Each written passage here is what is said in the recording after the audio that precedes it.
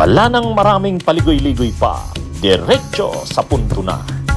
Maiksi lang ang komentaryo, pero diretso sa punto. Maraming kuro-kuro, may tiwali, may totoo. Dito, sa Puntong Diretso tayo. Punto Diretso. Mga kabunyog, mga kababayan, tumitindi ang bangayan ni Soto at Escudero. Sa totoo lang, nagkakapersonala na ang sagutan ng dalawa.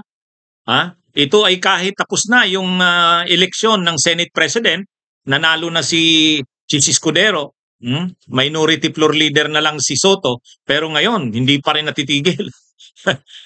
Sabi ni Escudero kay Soto, ay kinakampihan mo kasi ang Kamara eh. Nagpapagamit ka kay Martin Romualdez eh. Sabi naman ni Soto, wala akong kinakampihan.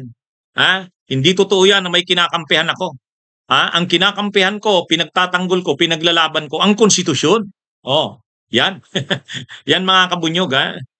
Anyway, sige, bigyan natin ng punto. Diretso nating puntuhan ito. Ito yung gawing topic natin ngayon. Ang latest mga kabunyog, dapat sana dahil tapos na yung eleksyon ng mga officials ng Senado, nag-eleksyon sila noong July 28. Yung gusto ni Chis Escudero na siyang maging Senate President, nasunod naman. 19 pa nga ang bumoto sa kanya, 19. 5 lang ang sumama kay Soto. Si Soto naging Senate Minority Floor Leader. So dapat sana matuwa na si Escudero na nakamit ang kanyang ninanasa, hinahangad. Pero hindi.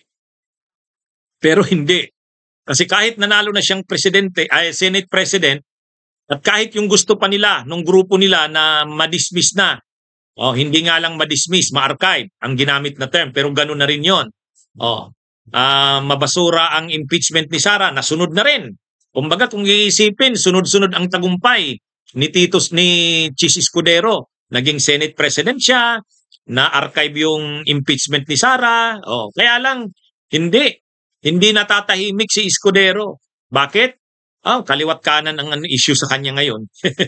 Ngayon lang lumabas yung issue ng yung doon sa 15 na mga contractors na pinangalanan ni PBBM, isa doon yung top campaign contributor ni Escudero sa eleksyon noong 2022. Nagbigay sa kanya ng 30 million. At itong Center Waste Construction and Development Construction Incorporated, taga Sorsogon, ito ay 5.16 billion ang nakuha na pondo sa mga flood control projects mula 2022 hanggang 2025. At karamihan ng projects na ito na flood control doon sa probinsya ni Chis, sa Sorsogon, doon sa distrito ng kapatid niya na congresswoman ngayon doon. Kaya pilit na dinidinay ni Chis, wala daw siyang alam diyan. Ay sino namang maniniwalang wala siyang alam diyan. Hindi umuobra yung paliwanag niya.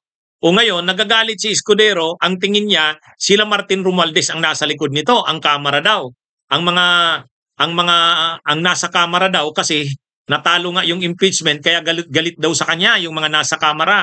Kaya ang nagdi-demolition job daw sa kanya ngayon, mga nasa Kamara, sila Martin Romualdez. Ang tinuturo niya ngayon na nagpapagamit si Soto kila Martin Romualdez. Siyempre, galit din si Soto. Bakit nga naman siya sasabihin nagpapagamit kila Martin Romualdez?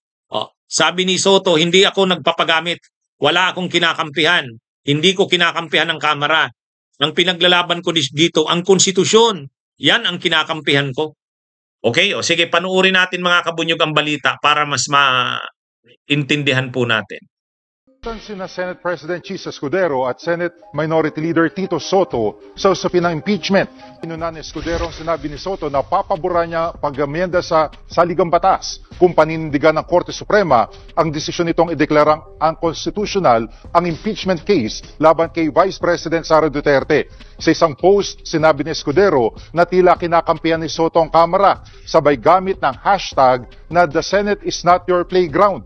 Paglilinaw naman ni Soto, susuportahan niya lang ang charter change kung sa kabila ng apela ng Kamara ay ibabasura pa rin ng Korte Suprema ang impeachment case. Isusulong daw niyang amyendahan ang Article 11 ng Saligang Batas o ang probisyon sa impeachment dahil imposible raw na matugunan ang lahat ng requirements sa desisyon ng Korte Suprema. Git pa ni Soto, ang konstitusyon ang kinakampihan niya. Ha? Nagkakasagutan ang dalawa, mga kabunyog, mga kababayan. Tumitindi ang bangayan ng dalawang ito. Sa susunod na mga araw, lalo pang titindi yan. Kasi marami pang mga lalabas na issue kay Escudero. Hindi pa nga nagsisimula yung investigasyon ng Senado. Di ba nagsabi sila Loren Legarda? Nagsabi sila Ping Lacson at sila Tito Soto. Iimbestigahan nila yung insertions ni Cheese, yung 142.7 billion. Hindi pa yung nagsisimula. Pag nagsimula na yung investigasyon na yon, lalo na. At ngayon, galing na mismo kay PBBM, inilabas niya tong 15 na tong contractors na isa doon malapit kay Cheese. Dinay ni Cheese na hindi naman malapit sa kanya yon. Pero sino namang maniniwala ay top campaign donor niya nung eleksyon ng 2022 at lahat halos ng projects nito na flood control, Sorsogon. Doon pa sa distrito ng kapatid niya na congresswoman doon ngayon. Kaya ang sinisisi ngayon ni Escudero, tinuturo niya si Soto. Si Soto. At ang nagpo-provide kay Soto ng mga impormasyon na yan, sila Martin Romualdez. Kaya nagpapagamit daw si Soto kay Martin Romualdez. Siyempre, sabi ni Soto, hindi. Huwag mo akong akusahan na nagpapagamit yan. Hindi yan ang issue. Ang issue dito, konstitusyon. Pinaglalaban namin ang konstitusyon. Sa susunod na mga araw, titindigan yan ni Ping Lacson sa ni Tito Soto. Sabi si Ping Lacson, nag-warning na ngayon, I'm ready to rumble. May post si Ping Lacson, I'm ready to rumble. No. Yun daw in-announce ng presidente na mga corruptions na posibleng irregularidad, corruption sa mga flood control projects, i-expose niya na rin ni Lacson. Mayroon siyang expose sa susunod na mga araw. Sigurado dyan, mahahagip dyan si Cheese. Sigurado. Lalong magagalit niyan si Cheese Escudero. Sasabihin ni Cheese niya, nagpapagamit sila Soto at sila Ping Lacson sa kamera. Ang problema kasi kay Cheese, kung wala kang baho, wala ka namang dapat ikatakot. Ang problema, ang dami mo palang baho yan ang mahirap dyan. At maglalabasan yan hanggang sa sirang-sira si Cheese, sirang-sira din ng Senado. Hanggang sa iisipin ng mga senador, palitan na lang natin ang Senate President natin, nadadamay tayo dito. Masisira ang Senado nito. Paano yan, Cheese? Kaya nga di ba nagsabi tayo noon, posibleng hindi magtagal si Cheese Escudero. Posibleng hindi magtagal. Kapag lumabas itong mga baho na ito ni Cheese, mahihirapan na ngayon ang Senado, magiging bagahin nila si Cheese. Magiging bagahin nila ito. Masisira, madadamay ang Senado bilang institusyon. So magdi-decide silang palitan si Cheese Escudero. Yan ang problema niya ngayon. Ang sisisihin niya ngayon, sila Martin Romualdez, kasabwat si Soto at sila Lacson. Yan lang.